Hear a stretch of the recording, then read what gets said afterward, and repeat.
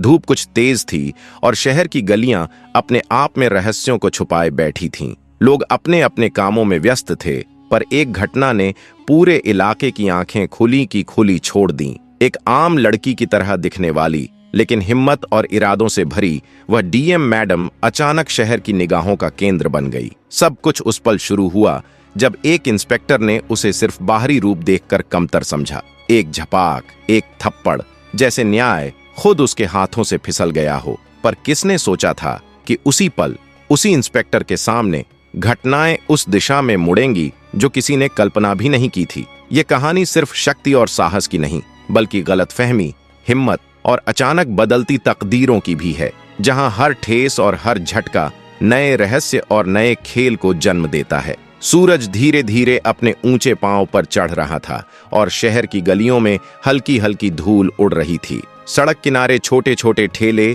खटखटाती rickshaw की घंटियां और दूर से आती मोटरसाइकिल की आवाजें वातावरण में एक मिश्रित हलचल पैदा कर रही थीं। हवा में उस सुबह की थोड़ी नमी और धूप की हल्की गर्मी एक अजीब तरह का मिश्रित एहसास दे रही थी, जैसे शहर अभी धीरे धीरे जाग रहा हो, पर कुछ घटनाएं इसे और भी व्यस्त बना रही हों। पुरानी स्कूटी की सीट पर बैठी तारा गुप्ता अपने हाथों में बैग कसकर पकड़े मां सीता देवी को साथ लेकर घर के लिए जरूरी सामान लेने निकली थी। सीता देवी के चेहरे पर गर्व और संतोष झलक रहा था, इस बात की कि उन्होंने अपने दम पर दोनों बेटियों को पालकर इस मुकाम तक पहुंचाया था। तारा की बड़ी बहन अदिति गुप्ता इसी जिले की डिस्ट्रिक्ट मजिस्ट्रेट डीएम थीं। उनके काम की व्यस्तता इतनी अधिक थी कि घर आने का अवसर बहुत कम ही मिलता, मगर आज अपने परिवार की देखभाल और छोटे छोटे कामों में मदद करना तारा के लिए एक सामान्य दिन का हिस्सा था। जैसे ही स्कूटी शहर की सीमा पार कर सड़क की ओर मुड़ी, उनकी नजर एक पुलिस बैरियर पर पड़ी। धूल और धूप में चमकती उस बैरियर की जगह पर जीप के बोनट पर पैर रखकर मूंछों पर ताव डालते हुए इंस्पेक्टर आरव भाटिया बैठे थे। सड़क पर दौड़ते भागते हवलदार रोहित और समीर लाठियां हर गुजरते वाहन से चालान काट रहे थे और कुछ मामलों में जबरदस्ती पैसे भी मांग रहे थे। तारा और मां ने धीरे धीरे बैरियर की तरफ बढ़ना शुरू किया। तभी इंस्पेक्टर आरव भाटिया उठकर जीप से उतरे और गरजते स्वर में बोले, ए लड़की, स्कूटी बाएं लगा, कहां भाग रही हो? इतनी जल्दी किस बात की? तारा ने बिना किसी घबराहट के मां की ओर देखा और शांत स्वर में जवाब दिया, जी साहब, हम घर के लिए जरूरी सामान ले जा रही हैं। उसके चेहरे पर डर नहीं था, बल्कि साहस और आत्मविश्वास साफ झलक रहा था। सड़क की चकाचौंध, पुलिस की मौजूदगी और जोर जबरदस्ती के बीच यह पल एक साधारण दिन को चुनौतीपूर्ण और रोमांचक बना रहा था। तारा ने शांत स्वर में कहा, हमारे पास सभी कागज मौजूद हैं, आप देख सकते हैं। आरव भाटिया ने हंसते हुए तंज कसा, ओहो, बहादुरी दिखा रही है ये।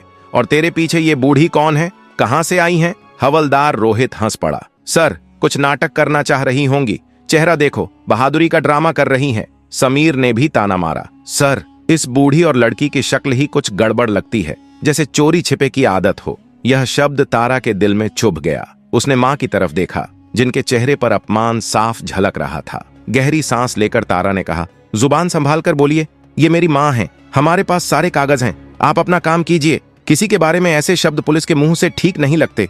इतना सुनते ही इंस्पेक्टर आरव भाटिया का गुस्सा भड़क उठा। वह गरज कर बोला, अबे चुप, तेरी जैसी लड़की हमें सिखाएगी? हमें कानून मत सिखा, हमें अच्छे से पता है कौन शरीफ बनता है और कौन नहीं।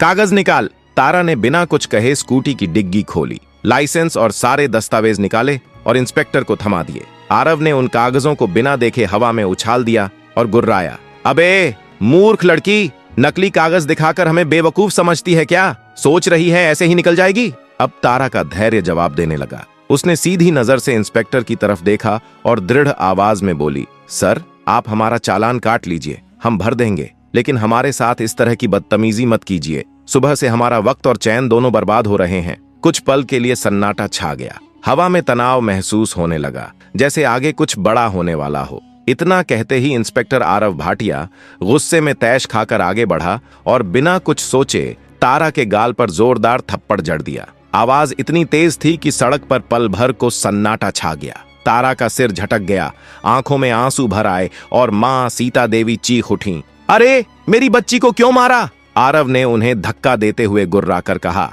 चुप रह बुढ़िया, ज्यादा बोले तो तुझे भी पड़ेगा। हवलदार रोहित और समीर हंस पड़े। देखो सर, जो नाटक कर रही थी अब सीधी हो गई। तारा का खून खौल उठा, पर उसने खुद को संभाल लिया। वह जानती थी हाथ उठाया तो हालात और बिगड़ जाएंगे। बस होंठ भींच कर खामोश खड़ी रही। इन दोनों को जीप में ठूंसो, आरव गरजा। थाने ले चलो, औकात दिखा दूंगा। माँ बेटी को धकेल कर जीप में बैठा दिया गया।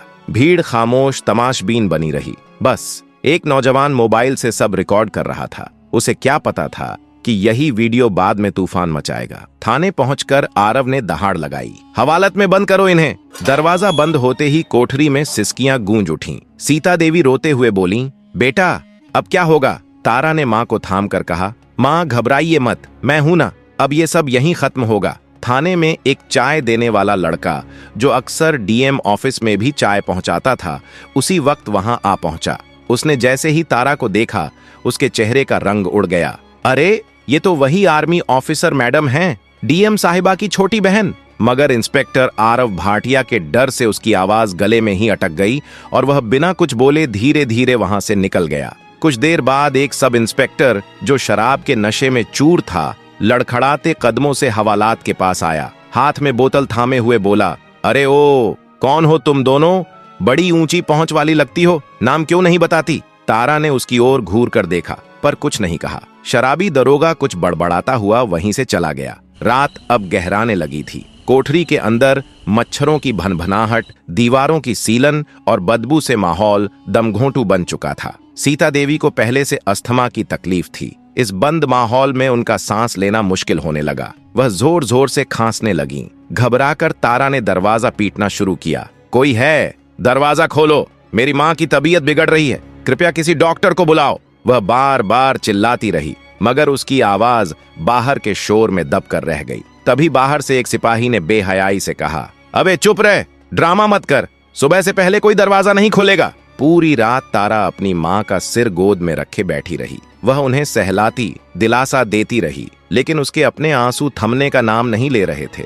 जैसे जैसे रात ढल रही थी, उसकी आंखों में गुस्सा और बेबसी की लालिमा बढ़ती जा रही थी। किसी बड़े अधिकारी को अभी तक यह मालूम नहीं था कि जिले की डीएम की मां और एक आर्मी ऑफिसर बेटी को एक अंधेरी कोठरी में बंद कर दिया गया है। उधर सुबह होने पर जिला मुख्यालय में बेचैनी फैलने लगी। डीएम अदिति गुप्ता सुबह से लगातार अपनी मां और बहन को कॉल कर रही थीं, मगर दोनों का फोन बंद आ रहा था। उन्होंने तुरंत ड्राइवर को घर भेजा, जहां से पता चला कि वे सुबह सुबह ही निकली थीं और अब तक लौटी नहीं हैं। अदिति के मन में एक अनहोनी का डर घर करने लगा। तभी अचानक सोशल मीडिया पर एक वीडियो वायरल होने लगा। पुलिस की गुंडागर्दी, माँ बेटी से सरेआम बदसलूकी और उन्हें जबरन जीप में डालना। कुछ ही मिनटों में वीडियो आग की तरह फैल गया। जनता पुलिस के खिलाफ गुस्से में भर गई और हर प्लेटफॉर्म पर विरोध भरे कमेंट्स आने लगे। वही वीडियो व्हाट्सएप ग्रुप्स के जरिए घूमता हुआ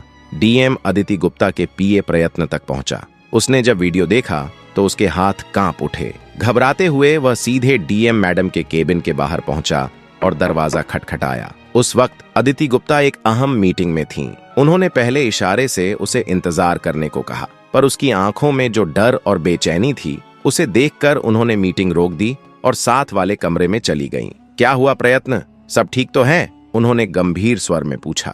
प्रयत्न ने कांपती आवाज में कहा, मैडम एक वीडियो है। अदिति ने उसका फोन थामा और वीडियो चलाया। जैसे जैसे दृश्य आगे बढ़ते गए, अदिति गुप्ता के चेहरे का रंग उड़ता चला गया। आंखों में गुस्सा, दर्द और हैरानी सब एक साथ उभर आए। उस वीडियो देखते ही अदिति गुप्ता की शांत आंखों में पहले आश्चर्य की चमक, फिर नाराजगी और फिर एक भयानक तूफान उठाया। जब उसने देखा कि इंस्पेक्टर आरव भाटिया अपनी फौजी बहन तारा के गाल पर थप्पड़ मार रहे हैं, तो उससे काबू न रहा। हाथ कांपने लगे और फोन गिरते गिरते बचा। उसकी माँ, वह प्यारी माँ सीता देवी, जिनके आगे अदिति कभी तेज आवाज में नहीं बोली, सड़क पर झुककर गुहार लगा रही थी, और उसकी छोटी बहन तारा, जो देश की शान मानी जाती थी, उस भीड़ के बीच बेबस खड़ी थी। आंखों में पानी भर आया, पर उसने तुरंत आपसी भावनाओं को परे रखा। वह एक डीएम थी। इस घड़ी में भावनाओं को हावी नहीं होने दिया जा सकता था। भीतर एक बेटी और बहन के तौर पर वह चिल्लाना चाहती थी, पर अधिकारी के रूप में उसका फर्ज बोल उठा। उसने दांत जकड़ लिए और सांसें तेज कर लीं। मीटिंग वाले अधिकारियों से उसने कहा, यह बैठक यहीं समाप्त होती है, आप लोग जा सकते हैं। सभी के बाहर जाने पर उसने अपने पीए से आदेश दिया, प्रयत्न, तुरंत पता लगाओ ये किस थाने की घटना है और मेरी माँ व बहन अभी किस स्थान पर हैं। हर मिनट की जानकारी दीजिए। उसकी आवाज की ठंडी गंभीरता ने पीए को झकझोर दिया। वह समझ गया कि आज शहर में एक ऐसा तूफान उठने वाला है जो कई लोगों की वर्दियां और कुर्सियां हिला देगा। अदिति कुर्सी पर बैठकर विचार निमग्न हो गई। मेरी माँ ने हमें पालने के लिए अपनी सारी जिंदगी समर्पित कर दी और मेरी बहन ने देश के लिए जो समर्पण किया है उसके साथ यह सलूक बर्दाश्त नहीं किया जाएगा। आज डीएम होने का असली अर्थ यह है कि इन वर्दीधारी गुंडों को सजा दूं। न्याय मिलेगा, ऐसा न्याय कि उनकी आने वाली पीढ़ियां भी उसे याद रखेंगी। वहीं थाने की उस जलती रात ने पीड़ा और बेबसी का एक भयानक ख्वाब छोड़ दिया था। जैसे ही सुबह की पहली किरण हवालात की छोटी जाली से अंदर पहुंची, उसने कोई उम्मीद नहीं बल्कि और अधिक निराशा ली आई। सीता देवी की सेहत और बिगड़ चुकी थी, सांसें में घबराहट थी और वे लगभग बेहोश पड़ी थीं। तारा ने उनका सिर अपनी गोद में रखा था। उसके गाल सूजकर लाल थे। पूरी रात गुजर जाने के बावजूद उन्हें एक गिलास पानी तक नसीब नहीं हुआ। एक सिपाही गुजरता हुआ गया। तारा ने हिम्मत करके कहा, भाई साहब प्लीज डॉक्टर बुला दीजिए, माँ की हालत गंभीर है। सिपाही ने तिरस्कृत निगाह से देखा और कठोरता पूर्वक कहा, हम अपराधियों के लिए डॉक्टर नहीं बुलाते, मरेंगे तो हमसे एक गिनती कम होगी। यह कटु वाक्य तारा के दिल में जैसे भेद कर गया, पर वह मौन ही रही। उसकी आंखों में अब आंसू नहीं बल्कि एक ठंडा फौजी सा क्रोध समाया था, ऐसा क्रोध जो किसी ज्वालामुखी की तरह फटने को तैयार हो। उसी समय थाने के बाहर का माहौल बदलने लगा। वह वीडियो अब केवल शहर तक सीमित नहीं रहा था, यह पूरे राज्य में फैल चुका था। तमाम सोशल मीडिया प्लेटफॉर्म्स पर लोग उबाल में थे, क्या यही है सिस्टम का असली चेहरा? कोई लिख रहा था, अगर ये डीएम की फैमिली के साथ ऐसा हो सकता है तो आम आदमी का क्या होगा? उधर खबर मीडिया तक भी पहुंच चुकी थी। रिपोर्टर्स की गाड़ियां थाने के बाहर इस तरह जमा थीं, मानो कोई बड़ा युद्ध चल रहा हो। किसी को अंदर जाने की अनुमति नहीं थी, लेकिन कैमरे बाहर से हर हरकत को रिकॉर्ड कर रहे थे। थाने के भीतर इंस्पेक्टर आरव भाटिया इन सब हलचलों से बिल्कुल अनजान अपने ऑफिस में बैठा आराम से चाय की चुस्कियां ले रहा था। उसे पूरा यकीन था कि उसने 2 उद्दंड औरतों को सबक सिखाकर कोई बहुत बड़ा काम कर दिया है। तभी उसका मोबाइल बज उठा। स्क्रीन पर नाम चमक रहा था, एसपी साहब। उसने अकड़ भरे अंदाज में फोन उठाया। जय हिंद सर। दूसरी तरफ से गुस्से और घबराहट से भरी आवाज आई, आरुष, तुम्हारे थाने में बीती रात कोई खास गिरफ्तारी हुई है? आरुष ने गर्व से कहा, जी सर। 2 औरतें पकड़ी थीं, स्कूटी पर घूम रही थीं, रौब झाड़ रही थीं। शक हुआ तो हवालात में डाल दिया, सुबह तक सारी अकड़ निकल जाएगी। अचानक एसपी साहब की आवाज दहाड़ में बदल गई, तुमने तो सब बर्बाद कर दिया आरुष। वो दोनों औरतें कोई आम नहीं थीं, इस जिले की डीएम अदिति गुप्ता की माँ और उनकी आर्मी ऑफिसर बहन है, और अब उनका वीडियो पूरे देश में वायरल है। बात मुख्यमंत्री तक पहुंच चुकी है। तुमने डीएम की फैमिली को हवालात में बंद कर दिया और उनके साथ बदसलूकी की, थप्पड़ तक मारा, किस हक से? यह सुनते ही इंस्पेक्टर आरव भाटिया के हाथ से फोन लगभग गिर पड़ा। उसका चेहरा सफेद पड़ गया, जैसे किसी ने उसकी रगों से सारा खून खींच लिया हो। वह हकलाते हुए बोला, सर हमें पता नहीं था, उन्होंने बताया नहीं, हमसे गलती हो गई सर, माफ कर दीजिए। एसपी गरजते हुए बोले, अब मुख्यमंत्री और चीफ सेक्रेटरी दोनों को जवाब देना पड़ेगा। अभी के अभी उन्हें बाहर निकालो, और अगर उन्हें कुछ हुआ तो मैं तुम्हें जिंदा जमीन में गाड़ दूंगा। फोन कट चुका था। आरुष की दुनिया जैसे पलट गई थी। वह हड़बड़ाकर कुर्सी से उठा और चीखा, चाबी लाओ, जल्दी दरवाजा खोलो। एक सिपाही भागता हुआ आया और चाबी लेकर हवालात का ताला खोला। अंदर का नजारा देखकर इंस्पेक्टर आरव भाटिया की आत्मा कांप उठी। तारा नीचे जमीन पर बैठी थी, उसकी गोद में उसकी माँ बेहोश पड़ी थी। आरुष घबराया हुआ उनके पास पहुंचा और हाथ जोड़कर बोला, मैडम कृपया माफ कर दीजिए, हमें सच में नहीं पता था कि आप कौन हैं, आपने बताया क्यों नहीं? तारा ने उसकी तरफ बिना कुछ बोले देखा, बस अपनी माँ की नब्ज टटोली। वह बहुत धीमी चल रही थी। उसकी आंखों की ठंडी आग देखकर आरुष की रूह कांप गई। एम्बुलेंस बुलाओ अभी। उसकी आवाज में एक फौजी की कमांड थी। आरुष ने कांपते हाथों से फोन निकाला और तुरंत एम्बुलेंस को कॉल किया। कुछ ही मिनटों में सायरन बजता हुआ वाहन थाने के बाहर रुका। सीता देवी को स्ट्रेचर पर लिटाया गया और तारा बिना कुछ बोले उनके साथ एम्बुलेंस में बैठ गई। जैसे ही वे थाने से बाहर निकले, मीडिया की भीड़ ने उन्हें चारों ओर से घेरे लिया। कैमरों की फ्लैश चमकने लगी और रिपोर्टर्स सवालों की बौछार करने लगे। मैडम, क्या सच है कि आपको पुलिस ने मारा और रात भर हवालात में रखा गया? क्या आप जानबूझकर अपनी पहचान छिपा रही थीं? क्या आप अपराधियों के खिलाफ कार्रवाई करवाएगी?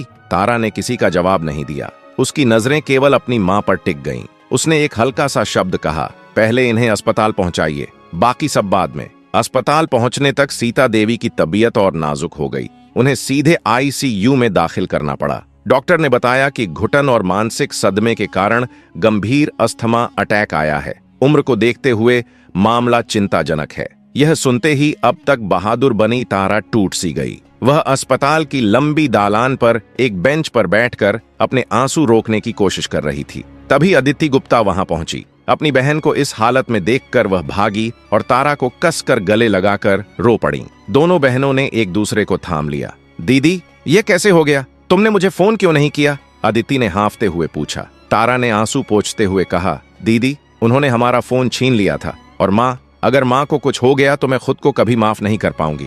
अदिति ने बहन के आंसू पोंछते हुए दृढ़ता से कहा, माँ ठीक हो जाएंगी, और जिन्होंने यह आचरण किया है उनकी अब ऐसी सजा होगी कि वे खुद पछताएंगे। कुछ ही समय बाद एसपी, डीआईजी और जिले के उच्च अधिकारी अस्पताल पहुंचे। एसपी ने आगे आकर हाथ जोड़ते हुए माफी मांगी। मैडम, हमारी चूक को दुख है। पहचान न पता चलना बड़ी भूल रही। हमने तुरंत संबंधित इंस्पेक्टर और दोनों हवालदारों को सस्पेंड कर दिया है और एफआईआर दर्ज कर ली गई है। अदिति ने उनसे ठंडी मगर तेज निगाहों से कहा कि यह भूल नहीं, गुनाह था। यदि आप पहचान जानकर सम्मान देना ही नहीं जानते तो यह सिस्टम नहीं, गुलामी है। मेरी बहन ने जानबूझकर अपनी पहचान छिपाई ताकि वह यह देख सके कि आम नागरिक के साथ क्या होता है, और आज उसने वही देखा, मारपीट, अपमान और मौत के करीब धकेलना। एसपी शर्म से झुका और फिर बोला, हमसे चूक हुई मैडम, माफ कर दीजिए। अदिति की आवाज और कड़क हो गई। माफी से मां ठीक नहीं होंगी। सुधार तब होगा जब आप समझेंगे कि वर्दी इंसानियत से ही मायने रखती है। उसी समय डॉक्टर ने सूचित किया कि सीता देवी की हालत स्थिर हुई है, पर उन्हें कुछ दिन आईसीयू में रखना आवश्यक है। यह खबर सुनकर दोनों बहनों ने राहत की सांस ली। शाम को डीएम कार्यालय से एक विशेष प्रेस कॉन्फ्रेंस बुलवाई गई। अदिति खुद मीडिया के समक्ष आईं और ठंडी मगर कटु आवाज में बोली कि हाँ, कल रात उनकी मां और छोटी बहन के साथ पुलिस ने बदसलूकी की थी, पर यह सिर्फ उनकी पारिवारिक घटना नहीं, बल्कि उस हर आम शख्स की कहानी है जिसे रोज थानों में अपमान सहना पड़ता है। इसीलिए आज वह केवल कुछ नपुंसक पुलिसकर्मियों के खिलाफ कार्रवाई की मांग नहीं कर रही, बल्कि पूरे उस सड़े हुए तंत्र के खिलाफ जंग घोषित कर रही थीं। पूरे जिले की पुलिस को मानवता और संवेदना की ट्रेनिंग दी जाएगी। हर थाने का औचक निरीक्षण होगा,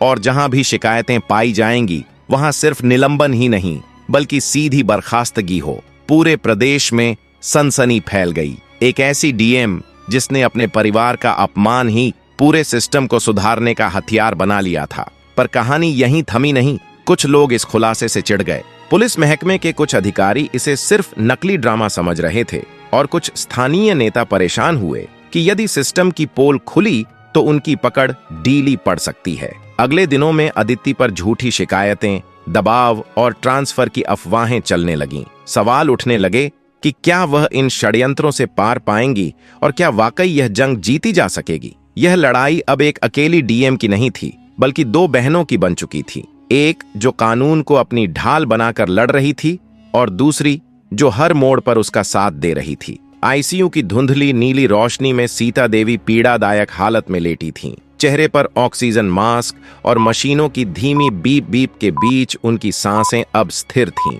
दोनों बहनें अदिति और तारा चुपचाप उनकी तरफ ताक रही थीं। बीते 24 घंटों ने उनकी दुनिया हिला दी थी। एक बेटी जो पूरे जिले की प्रभारी थी, आज खुद असहाय महसूस कर रही थी, और दूसरी बेटी जो दुश्मनों की गोलियों से नहीं डरी थी, अपनी मां की नाजुकियत देखकर भीतर से कांप रही थी। अदिति का फोन बार बार बज रहा था। मुख्यमंत्री कार्यालय, मुख्य सचिव, मानवाधिकार आयोग से कॉल आ रहे थे, पर उसने किसी का भी कॉल नहीं उठाया और अपने पीए को कड़ा निर्देश दे दिया कि जब तक वह स्वयं आदेश न दे, कोई भी आधिकारिक संपर्क या काम उस तक न पहुंचाया जाए। शहर में हालात गर्म हो चुके थे। वायरल वीडियो और अदिति की प्रेस कॉन्फ्रेंस ने सार्वजनिक गुस्से को हवा दी थी। लोग सड़कों पर उतर आए और नारे लगाने लगे कि हम सब अदिति के साथ हैं, पुलिस की तानाशाही बर्दाश्त नहीं होगी। चैनलों पर बहस छेड़ी थी। कुछ पत्रकार इसे साहसिक कदम कह रहे थे, जबकि आलोचक कह रहे थे कि यह सब सहानुभूति बटोरने का नाटक है। इतने में अदिति के विरोधी सक्रिय हो उठे। शहर के प्रभावशाली विधायक रोहित जैन, जिनकी कई गैर कानूनी हरकतों पर इंस्पेक्टर आरव भाटिया जैसे पुलिसकर्मी पर्दा डालते रहे थे, ने सार्वजनिक बयान देकर कहा कि यह सब एक सोची समझी नौटंकी है और अफसरशाही अब जनता को मूर्ख बना रही है। ऐसे विभाजन और आरोपों ने संघर्ष को और तीखा कर दिया। हम गृह मंत्रालय से इस मामले की उच्च स्तरीय जांच की मांग करेंगे। यही शोर अब प्रशासनिक मसले से ज्यादा राजनीतिक बन चुका था। राजधानी में बुलाई गई हाई लेवल मीटिंग में अदिति के कदम पर तीखी बहस हुई। कुछ वरिष्ठ अफसरों ने सवाल उठाया कि अगर हर अफसर इसी तरह आम आदमी बनकर सिस्टम की कमियों को उजागर कर देगा तो सिस्टम कौन चलाएगा। वहीं कुछ ईमानदार अफसरों ने अदिति का समर्थन भी किया। यदि डीएम मैडम ने यह कदम न उठाया होता तो थानों में जो गुप्त अंधेरगर्दी चल रही थी वह शायद कभी सामने न आती। इन घटनाक्रमों के बीच इंस्पेक्टर आरव भाटिया, शराबी दरोगा और दोनों हवलदारों को सस्पेंड कर दिया गया। पर साजिशें अब पर्दे के पीछे रची जा रही थीं। रात में जब अदिति अस्पताल से बाहर निकलीं तो पत्रकारों ने घेर लिया। मैडम, क्या आपका ट्रांसफर हो रहा है? क्या आपको धमकियां मिल रही हैं? अदिति ने ठहरकर शांत स्वर में कहा, मुझे पद की चिंता नहीं, ना ही ट्रांसफर की। अगर मेरा ट्रांसफर सिस्टम में सच्चा सुधार लाएगा तो मैं 10 बार भी ट्रांसफर झेलने को तैयार हूं। पर मेरी मां जैसी हर मां को इंसाफ मिलना चाहिए। उस रात वह सरकारी बंगले नहीं गईं, सीधे डिस्ट्रिक्ट कंट्रोल रूम पहुंची। वहां उन्होंने अपनी आईटी टीम को बुलवाया और आदेश दिया, मुझे जिले के हर थाने की पिछले 6 महीनों की शिकायतों की पूरी रिपोर्ट चाहिए। कितनी एफआईआर दर्ज नहीं हुई, कितनों को धमकाया गया, किन थानों से सबसे ज्यादा मानवाधिकार उल्लंघन की शिकायतें आई हैं, हर एक डिटेल अभी चाहिए। पूरी टीम ने जुटकर सैकड़ों फाइलें और कंप्यूटर डेटा खंगाले। अदिति ने रात भर बैठकर एक एक रिपोर्ट पढ़ी। सुबह होते होते उनके सामने एक भयावह तस्वीर उभरी। उन्होंने 12 ऐसे थाने छांटे जहां पुलिस उत्पीड़न और भ्रष्टाचार की घटनाएं सबसे ज्यादा थीं। अगले दिन जिले के सभी थाना इंचार्जों को इमरजेंसी वीडियो कॉन्फ्रेंसिंग के लिए बुलाया गया। स्क्रीन पर जब अदिति आईं तो उनकी आंखों में नींद नहीं थी, पर एक तेज ठंडक थी। उन्होंने कहा, मुझे मालूम है आप सब हैरान हैं, पर यह सिर्फ मेरा अपमान नहीं था, यह आपके काम करने के तरीके का अक्स है। आज से हर थाने को अपनी शिकायतों का रिकॉर्ड सार्वजनिक करना होगा। हर 15 दिन पर जन सुनवाई होगी और मैं खुद वहां रहूंगी। कुछ थाना इंचार्ज असहज हुए।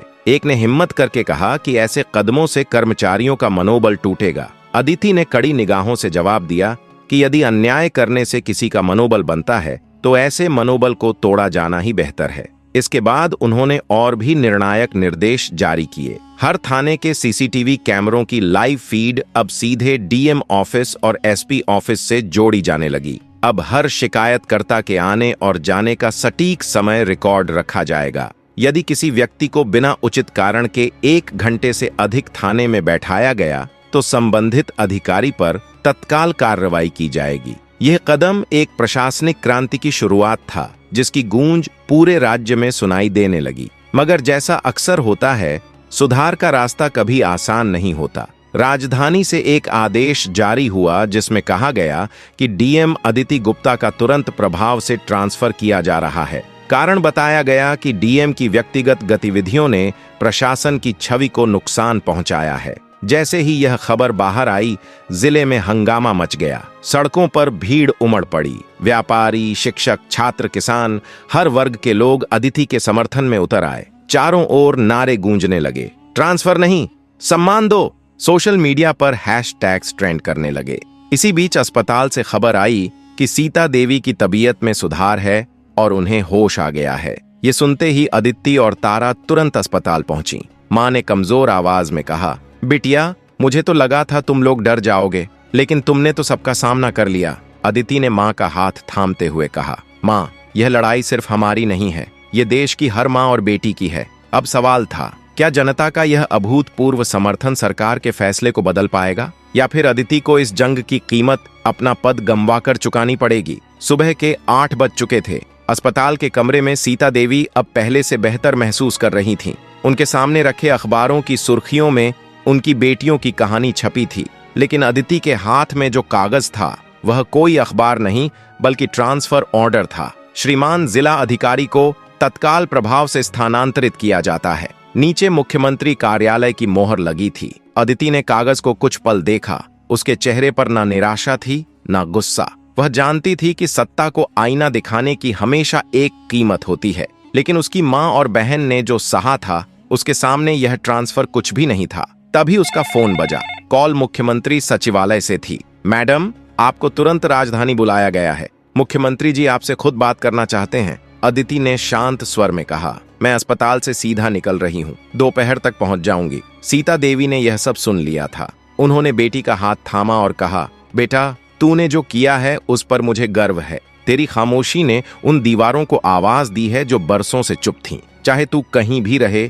न्याय के लिए ऐसे ही खड़ी रहना। अदिति ने माँ के पैर छुए और राजधानी के लिए निकल पड़ी। रास्ते भर उसकी आंखों के सामने वही दृश्य घूमता रहा। हवलदार का उठता हुआ हाथ, माँ की चीखें और हवालात का अंधेरा। राजधानी पहुंचते ही उसे सीधे मुख्यमंत्री सचिवालय ले जाया गया। मुख्यमंत्री एक अनुभवी और दूरदर्शी नेता थे। अदिति को देखते ही उन्होंने कहा, आपने जो कदम उठाया वह असाधारण है, पर इससे दो बड़ी चुनौतियां सामने आ गई हैं। एक तरफ जनता का भरोसा आप पर और बढ़ गया है, तो दूसरी तरफ पूरी पुलिस फोर्स में असमंजस फैल गया है। मैं चाहता हूं कि आप सार्वजनिक रूप से यह स्पष्ट कर दें कि आपका उद्देश्य किसी को नीचा दिखाना नहीं, बल्कि सिस्टम में सुधार लाना था। अदिति ने ठंडे और आत्मविश्वास भरे स्वर में जवाब दिया, सर, यह मैं पहले भी कह चुकी हूँ। मेरा कदम किसी की बेइज्जती करने के लिए नहीं था, बल्कि सच्चाई को सामने लाने के लिए था। यदि आप चाहें तो मैं जनता को फिर से संबोधित करने के लिए तैयार हूँ।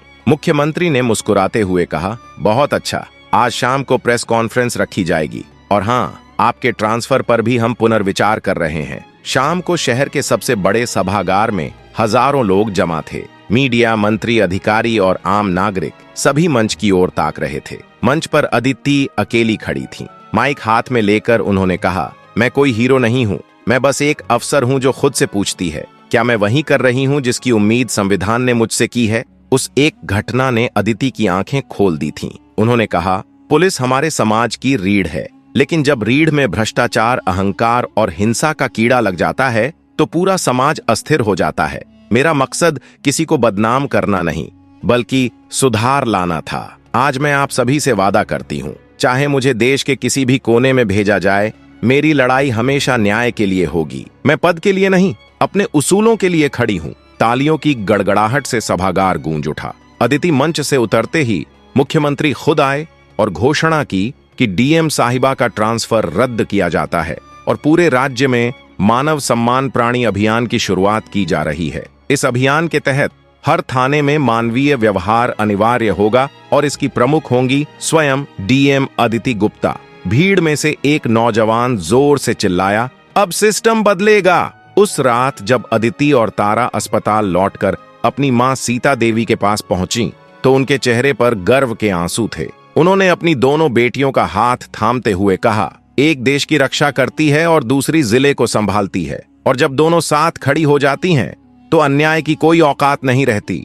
अगले दिन से अदिति ने अपने मिशन की शुरुआत कर दी। बिना किसी औपचारिकता के वह थानों का दौरा करने लगी और 1 महीने के भीतर जिले की तस्वीर बदल गई। थानों में अब डर नहीं बल्कि सम्मान का माहौल था। सिपाही मुस्कुराकर जनता से बात करने लगे और सीता देवी, जो कभी हवालात में बेहोश पड़ी थीं, अब गर्व से कहती थीं कि उनकी बेटियां केवल अफसर नहीं बल्कि इंसाफ की मशाल हैं जो अंधकार को चीरने की ताकत रखती है। यह कहानी यहीं समाप्त होती है, लेकिन इसका असर दिलों और दिमागों में देर तक रहता है। ऐसी घटनाएं हमें याद दिलाती हैं कि शक्ति का दुरुपयोग और जबरदस्ती मुंह तोड़कर रोकी जानी चाहिए, चाहे वह कितनी भी छोटी दिखे। जब कोई एक इंसान खड़ा होता है तब उसकी आवाज दूसरों के अंदर उम्मीद जगाती है और वही उम्मीद मिलकर बड़े बदलाव की नींव बनती है। दोस्तों, अगर आपको यह कहानी पसंद आई हो तो लाइक जरूर करें, अपने दोस्तों और परिवार के साथ शेयर करें ताकि ये संदेश ज्यादा से ज्यादा लोगों तक पहुंचे।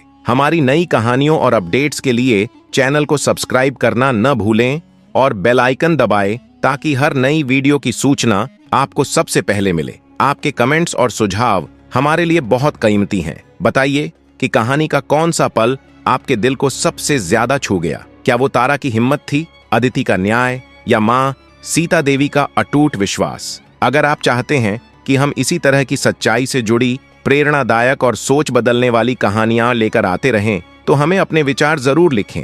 आपका एक छोटा सा लाइक और शेयर हमारे लिए बड़ी प्रेरणा बनता है। याद रखिए, कहानी खत्म हो सकती है पर उसका असर नहीं। हर कहानी एक नया सबक देती है और शायद अगली कहानी आपकी जिंदगी से जुड़ी हो। जय हिंद।